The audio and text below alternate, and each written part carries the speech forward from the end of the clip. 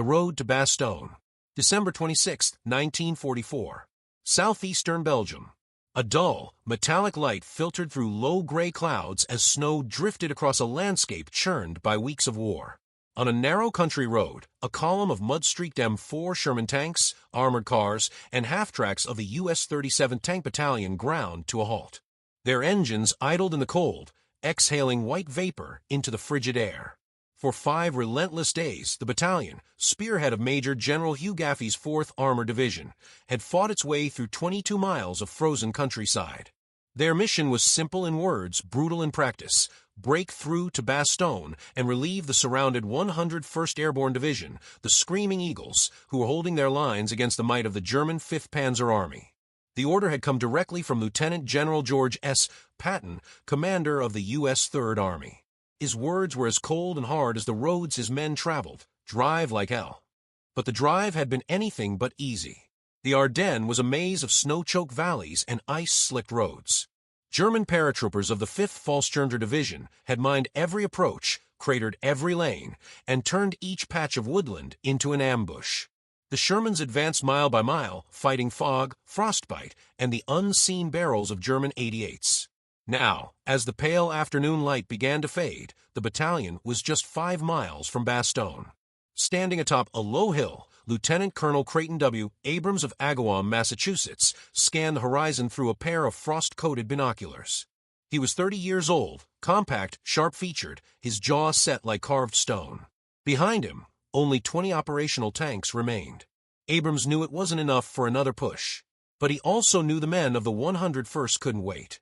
He climbed back into his Sherman, its name, stenciled in white beneath the turret, read Thunderbolt 4. The tank's steel armor was scarred from days of combat, its paint scorched, its treads packed with frozen mud. Abrams keyed his radio. Request permission to continue the attack.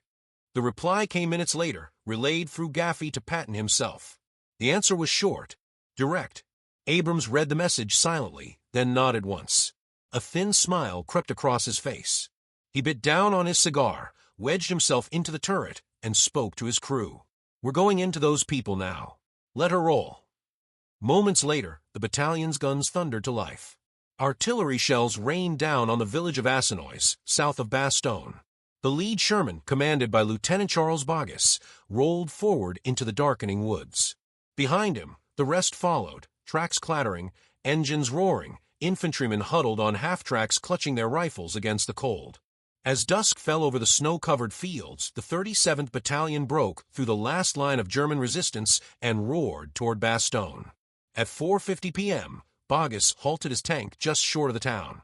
From a nearby foxhole, a soldier in the uniform of the 101st Airborne climbed out, his face streaked with grime, but split by a broad grin. The siege of Bastogne, 7 days of fire, ice, and defiance, had been lifted. And riding through the smoke and snow, cigar clenched in his teeth, Creighton Abrams became an instant legend of the war. Birth of a legend, the making of the M4 Sherman. The Sherman tank was not born on the battlefield, but in the minds of engineers and generals who understood that the next war would be fought with steel and speed. Its story began in 1941, when the U.S. Army, watching Europe collapse under the weight of German armor, realized that its own tanks were already obsolete. The existing M3 Lee and Grant models were hurried stopgaps, awkward, undergunned, and clumsy in the field. Their side-mounted 37mm guns were outdated before the tanks even left the factory floor. The British, already fighting for survival in North Africa, tested the M3S and offered blunt feedback. The Americans listened. From those lessons came a new vision: a tank with a fully rotating turret, a 75mm gun, a lower crew count, and a chassis reliable enough to move across any theater of war. The prototype was designated the T6. Simple in design but revolutionary in effect, it carried the promise of a tank that could be built quickly, maintained easily, and deployed anywhere. By September 1941, the design was approved, and the tank was given a name that would echo across continents: the M4 Sherman, after General William Tecumseh Sherman, the relentless Union commander of the American Civil War. When the first pilot model rolled off the line at the Lima Locomotive Works in Ohio in February 1942, the United States was already at war. Within a month, full-scale production began. Factories across the nation transformed overnight into engines of war. Car plants, locomotive works, and steel foundries all joined the effort. The Sherman was designed not for perfection, but for production. Its components could be interchanged between factories, its mechanics learned by any soldier with a wrench and determination. In Detroit, Philadelphia, and Michigan's Grand Blanc Arsenal, assembly lines worked around the clock. By the end of the war, more than 49,000 Shermans would thunder into service, a feat of industrial might unmatched in military history. The tank itself was unassuming in appearance. Weighing roughly 33 tons, it carried a 5-man crew, commander, gunner, loader, driver, and assistant driver. Its 75mm cannon could destroy enemy positions, its .50 caliber machine guns swept rooftops and tree lines, and its twin .30 caliber guns added close defense. It was not the biggest nor the most powerful tank of the war, but it was reliable, mobile, and could be built faster than the enemy could destroy them. The Sherman became the iron symbol of America's arsenal of democracy.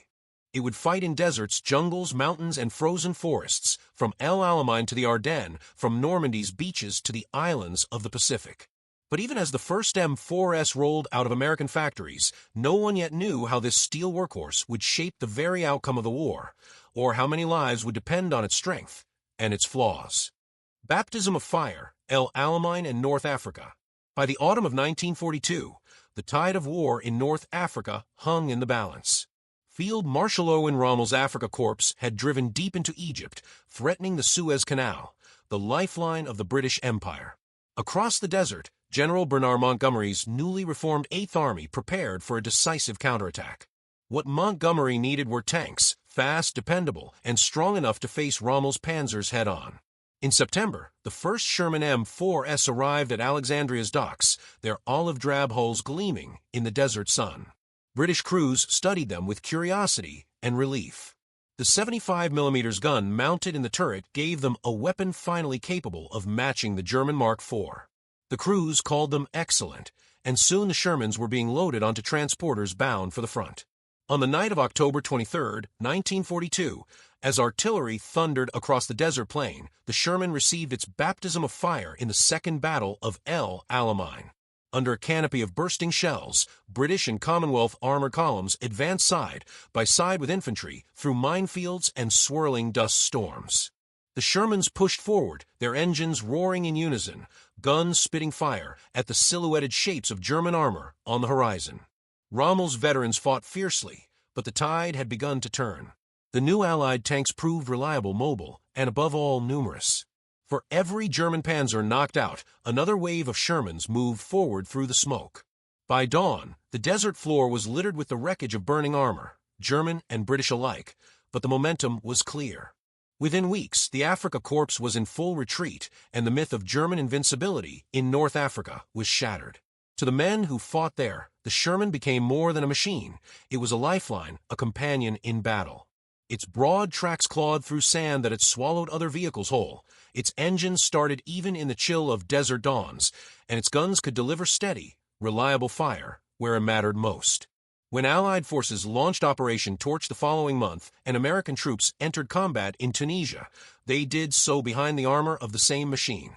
The Sherman, once just a blueprint on an engineer's desk, had proven itself in fire and sand. It would now carry the hopes of two armies across continents.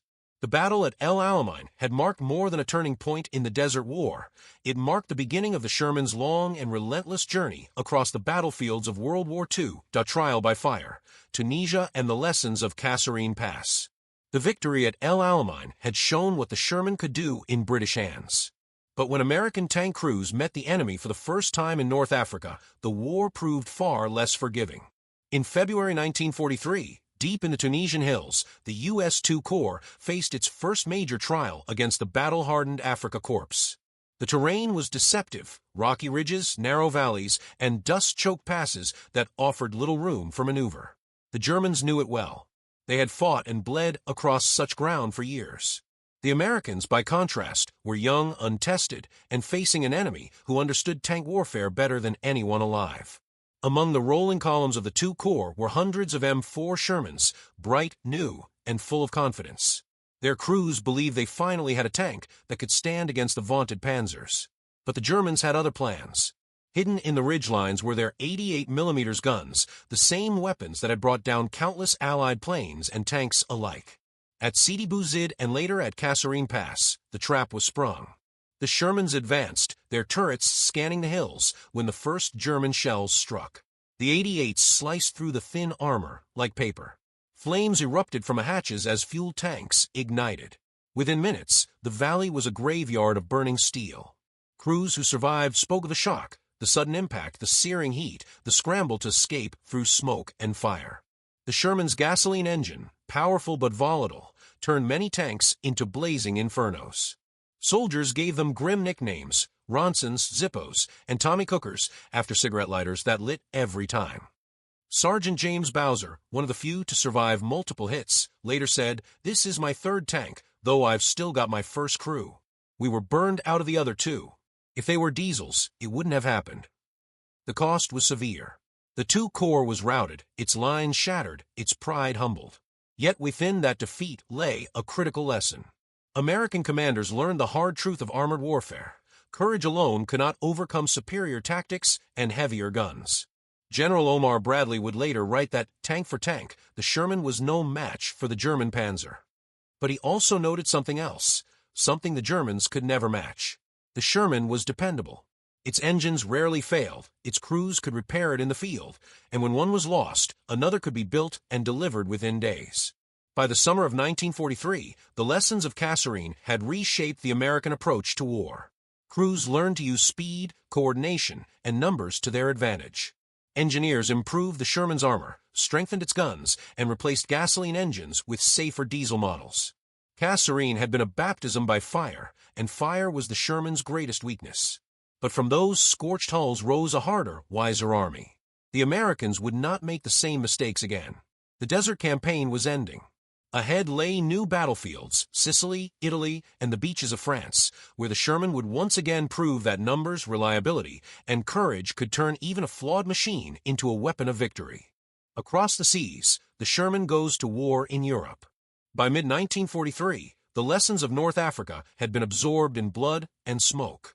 The Sherman, once doubted, had evolved, its crews wiser, its tactics sharper, its weaknesses understood. As the campaign in Tunisia drew to a close, the next stage of the war loomed across the Mediterranean, Europe itself. The first stop was Sicily. In July 1943, Allied forces stormed ashore under the blazing southern sun, launching Operation Husky. The Shermans rolled off landing craft onto beaches of soft sand and jagged stone, engines roaring, treads grinding forward as German and Italian defenses opened fire from the heights. The tanks climbed the steep Sicilian roads, their turrets sweeping through clouds of dust, blasting enemy strongpoints one by one. The campaign was brutal but swift. By August, Axis forces had withdrawn from the island, and the road to mainland Italy lay open. When the Allies landed at Salerno in September, the Sherman again led the way. It fought through narrow mountain passes, ancient villages, and deep river valleys, terrain made for ambushes rather than open battle. The German Panther and Tiger tanks, appearing in growing numbers, challenged the Sherman at every turn. The differences were stark. The German tanks were heavier, their armor thicker, their guns longer and deadlier. A single Tiger could destroy a Sherman from over a mile away. Yet the Sherman had its own kind of strength.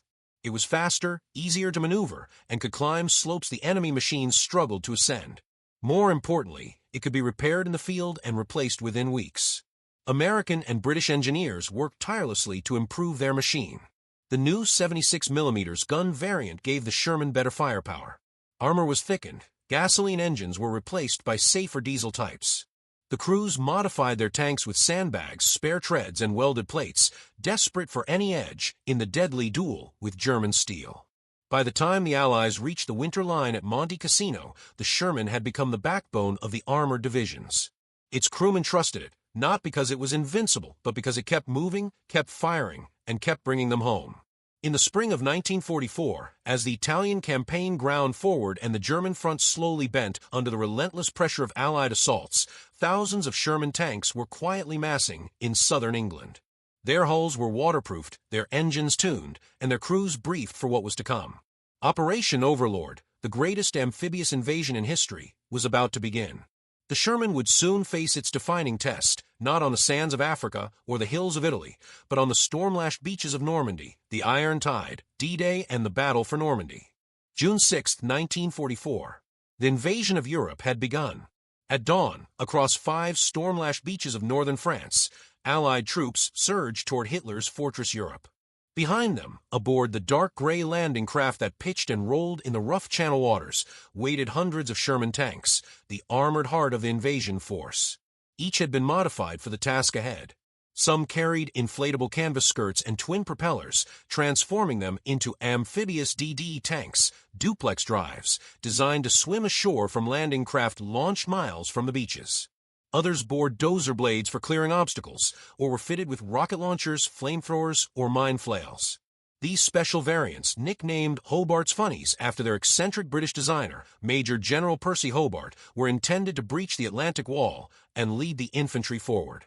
At Goal, Juno, and Sword Beaches, the plan worked. British, Canadian, and Free French forces landed behind waves of Shermans that cleared paths through mines, barbed wire, and concrete fortifications. The tanks flailed, blasted, and burned their way inland, turning the beaches into gateways rather than graveyards. But at Omaha Beach, where the U.S. 1st and 29th Infantry Divisions came ashore, the sea itself became an enemy. The water was rough, the wind strong, and the currents merciless. The amphibious Shermans were launched too far from shore. Many swamped and sank before their crews could escape. Only a handful made it to the beach, where soldiers fought under murderous fire without the armored support they had been promised. 27 of 29 DD tanks from a 741st Battalion were lost to the sea before they even reached land. Still, amid the chaos and carnage, some Shermans clawed their way ashore. Covered in salt spray and smoke, they fired at machine gun nests embedded in the cliffs. Their shells tore into bunkers, clearing paths for the infantry to climb. Inch by inch, the tide turned. By nightfall, Omaha Beach was secure, paid for in blood and steel. In the following days, as reinforcements poured across the beaches, the fields of Normandy filled with Shermans. They rolled through hedgerows and farm lanes, forming the spearhead of every Allied advance. Yet the Norman countryside posed a new kind of threat. The bocage, dense walls of earth and tangled hedges centuries old, offered perfect cover for German ambushes. Panthers and tigers waited in the shadows, their long guns ready. The Shermans, unable to see over or through the thick walls, drove straight into the kill zones.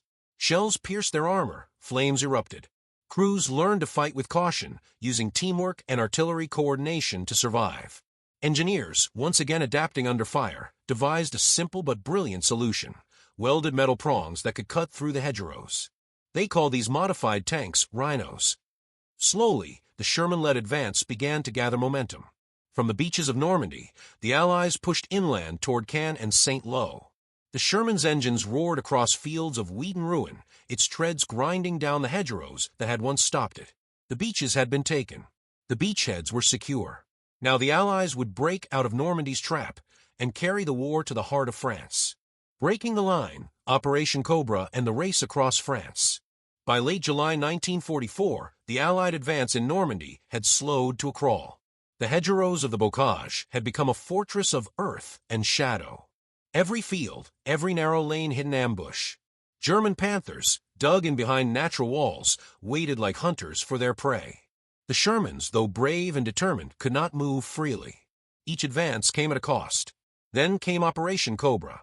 Conceived by General Omar Bradley, it was designed to shatter the German defenses west of St. Lo and finally unleash Allied armor into the open countryside.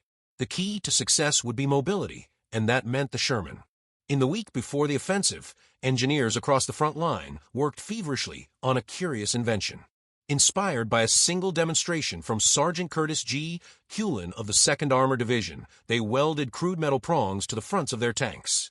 These tusk-like blades allowed the Shermans to rip straight through the thick Norman hedgerows instead of climbing over them. The modified tanks were nicknamed rhinos. On July 25th, under the roar of thousands of Allied bombers, the ground erupted in fire and dust.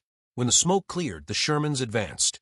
Rhino blades tore through the hedgerows, the tanks bursting into fields the Germans thought impassable.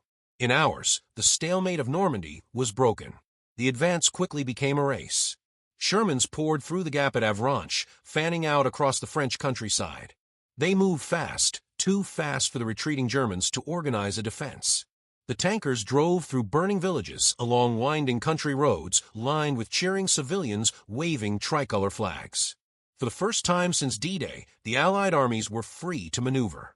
In the days that followed, armored divisions surged forward in a relentless tide of steel. Patton's Third Army, newly activated, pushed through Brittany and east toward the Seine. Town after town fell before the advancing columns. The Shermans became a familiar sight in liberated France, the clattering tracks, the dust clouds, the white star painted on olive drab armor. But the fighting was far from over. The Germans counterattacked wherever they could, striking from flanks with anti-tank guns and mobile reserves. Panthers and Tigers still roamed the roads, deadly at long range. Many Shermans were lost, but replacements arrived just as quickly.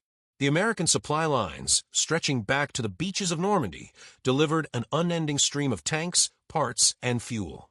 By August, the breakout had turned into pursuit. Shermans crossed the Seine, rolled through shattered forests and open plains, and pushed ever closer to Paris. On August 25th, as French resistance fighters rose in the capital, Major General Philippe Leclerc's 2nd Free French Armored Division entered the city. Leading the columns were Shermans, dusty, battle-worn, and greeted as liberators by ecstatic crowds. The liberation of Paris marked not just the end of the Normandy campaign, but the beginning of a new phase of the war. The Sherman, forged in American factories and tested on every battlefield from Africa to France, had become the unstoppable spearhead of the Allied advance. Ahead lay the borders of Germany, and the greatest armored battles of the European war still to come. Into the heart of Europe, the Sherman and the Battle of the Bulge. By December 1944, victory seemed near. Allied armies had swept across France, liberated Paris, and were now pressing toward the German border. The war in Europe appeared to be entering its final, inevitable phase. Yet in the frozen forests of the Ardennes, the enemy was preparing one last, desperate strike. Before dawn on December 16th, under a heavy mist that cloaked the trees, the German army attacked. Hundreds of tanks, half-tracks, and infantry columns poured westward through Belgium and Luxembourg.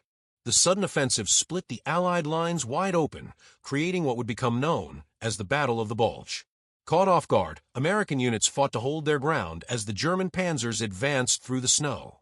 Among the U.S. forces thrown into the fray were the familiar silhouettes of the M4 Shermans, scarred, weary, and cold, but ready once again to bear the weight of the war. In those desperate first days, the Sherman crews faced some of the most powerful tanks ever built, the Panther and the Tiger II, their guns capable of destroying a Sherman before it could even fire back. The thin American armor was no match in a head-on duel. But the Shermans had something else, the ability to move, to adapt, to fight in numbers, and to keep running when German tanks stalled in the freezing cold. Across the snow-swept fields, the 37th Tank Battalion of the 4th Armored Division fought its way north toward Bastogne. The 101st Airborne Division was trapped there, surrounded and outnumbered, refusing to surrender. The Shermans, engines choking in the bitter cold, pushed through fog and ambushes to reach them. Leading the charge was Lieutenant Colonel Creighton W. Abrams in his battered Sherman, Thunderbolt IV. For 5 relentless days, Abrams' tanks fought through minefields, icy roads, and constant shell fire. Many were lost. Those that survived bore scars of battle on every plate of armor. But the advance did not stop. On December 26th, Abrams stood on a snow-covered hill just 5 miles from Bastogne. Only 20 tanks remained, yet the order came: move forward. At 3 p.m., Abrams climbed into his turret, clenched a cigar between his teeth, and gave the command his men had been waiting for: "We're going into those people now. Let her roll." By dusk, the Shermans of the 37th Battalion had broken through the German lines and reached the besieged town. The men of the 101st Airborne, cold, exhausted, and nearly out of ammunition, greeted them with cheers. The siege of Bastogne was over. The relief of Bastogne became one of the defining moments of the war and a symbol of the Shermans' endurance. The tanks that reached the town had fought for weeks without rest, through ice, mud, and fire. Their engines froze, their treads jammed with snow, but still they moved forward. The Battle of the Bulge would rage on for another month, one of the bloodiest and coldest struggles of the European campaign. But the counterattack had failed. The German army had spent its final strength in the snows of the Ardennes. From that moment on, the path to Germany lay open. The Shermans that rolled through Bastogne were battered and worn, their paint scorched and their crews hardened by endless combat. Yet they had proven something vital, that courage, coordination, and sheer persistence could overcome even the most fearsome enemy steel. The end was finally in sight, and the Sherman, America's armored workhorse, was leading the way. Victory in Europe, the final drive to the Rhine. The winter of 1945 was long and merciless. The forests of the Ardennes still smoldered from the fury of the Battle of the Bulge, and the roads of Belgium and Luxembourg were lined with the blackened hulks of tanks, German and American alike. But as the snow began to melt and the days grew longer, the Allied armies gathered for the final thrust into the heart of Germany. In every armored column that rumbled eastward, the Sherman remained at the front. Its olive drab hulls, chipped and scarred, bore silent witness to 2 years of unbroken fighting. Many of the tanks were now newer variants, M4A3S fitted with 76mm guns and thicker armor, or the powerful British-modified Fireflies, armed with the deadly 17-pounder. These Shermans could finally meet a Panther or Tiger on something like equal terms, if only they struck first. In March 1945, the Rhine River, Germany's last great natural barrier, lay before the advancing armies. Bridges were shattered, towns in ruins, yet the momentum of the Allied war machine was unstoppable. At Remagen, American troops seized the Ludendorff Bridge intact, and Shermans were among the first to cross. Their tracks clattered over the trembling steel spans as engineers raced to repair the structure under constant German fire. On the far bank, the tanks fanned out, establishing a bridgehead that would expand by the hour. Beyond the Rhine, the landscape of Western Germany opened wide. Roads and fields once defended by the Wehrmacht now filled with endless convoys of Shermans, half-tracks, and supply trucks. Villages surrendered without resistance. German units collapsed or fled east to avoid encirclement. What resistance remained came from isolated pockets, ambushes in forests, desperate stands in small towns, each crushed beneath the relentless advance of Allied armor. For the tank crews, the pace was exhausting but exhilarating. After years of attrition, they were now winning fast. Mechanics worked around the clock to keep the Shermans running. Spare parts were scavenged from wrecks and replaced in hours. In some battalions, half the tanks in action were rebuilt machines that had already fought their way across North Africa, Italy, and France. In early April, American and British forces converged on the Ruhr Valley, Germany's industrial heart. Encircled by thousands of Shermans and other armored vehicles, the once mighty region fell silent. Tens of thousands of German troops surrendered. From there, the armored divisions rolled east toward the Elbe, linking up with Soviet forces advancing from the other side. By May 1945, the war in Europe was over. The streets of Berlin were rubble, and the sound of tank engines gave way to the silence of victory. Across the continent, the Sherman stood as a symbol of Allied power, a tank that had begun as a compromise and ended as a conqueror. From the burning sands of El Alamein to the snow of Bastogne and the bridges of the Rhine, the Sherman had done its duty.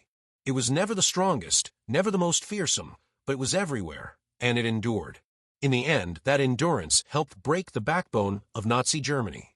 The war in Europe had ended, but for the Sherman and its crews, the journey was not yet over. Across the vast Pacific, another struggle awaited, one fought on islands in jungles and across coral reefs where steel met fire once more, the Pacific War, the Sherman in island battles.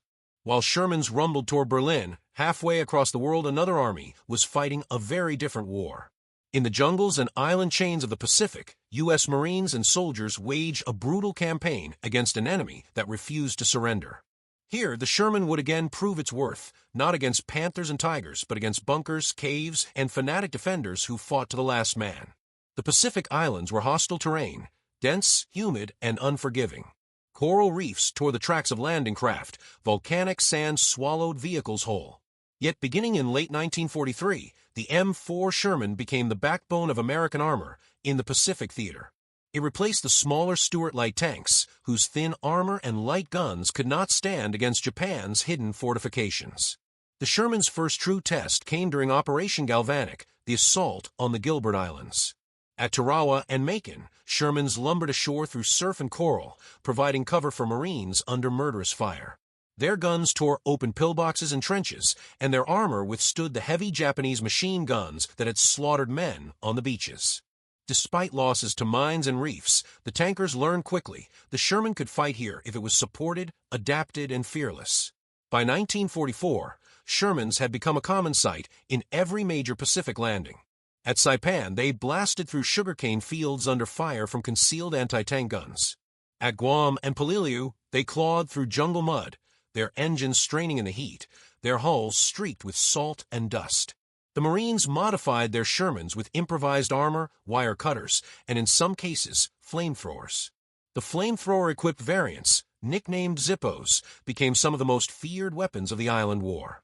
With a burst of compressed napalm, they could project a stream of fire nearly 150 yards, flushing defenders from caves, bunkers, and tunnels. Sergeant Bill Reed of Yank magazine would later write from Iwo Jima, "The Japs were afraid of our tanks, so afraid they ducked low in their shelters and silenced their guns when they saw them." At Iwo Jima and Okinawa, the fighting reached its most savage point.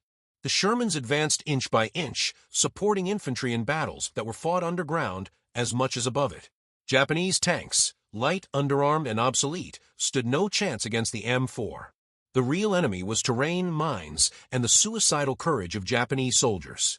Many Sherman crews watched in horror as enemy troops charged with explosives strapped to their bodies, trying to destroy the tanks at point-blank range. By the summer of 1945, the Sherman had fought across 2 oceans and 3 continents.